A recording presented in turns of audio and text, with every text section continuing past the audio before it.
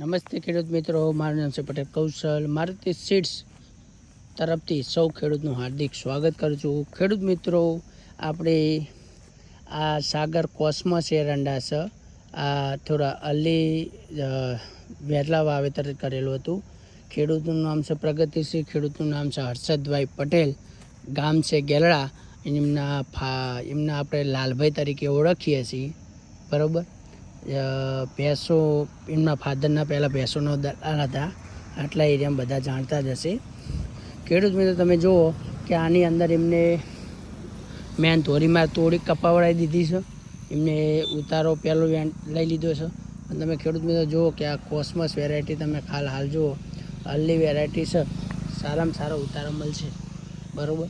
આ ગારો થોડો નાનો કર્યો હતો કે અમને ધારે પ્રમાણે એમને એવું લાગતું છે કે આમાં વેરાયટીમાં પણ આનો ગારો મોટો કરવો પડે. જ્યારે વહેલી વાવવી હોય તો ગારો મોટો કરવો પડે, અને તારે મોડે વાવવી હોય તો નાનો ગારો કરવો પડે. તો ખેડૂત જુઓ કે તમારે એની ધોરી માર્ગના એરંડા જુઓ.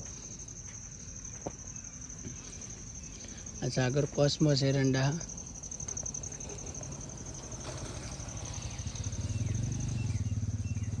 ખેડૂત મિત્રો, આ થોડી જમીન પેલી એવી છે, બરાબર. હજુ 2 પિતા ચાલે છે અત્યાર સુધીના, તમે જોઈ જુઓ. આ ખેડૂત બી પાણી હાલતો હતો, કેમ કે નમી જાય બહુ, એનું વજન બહુ થતું હતું ઈંડાનું.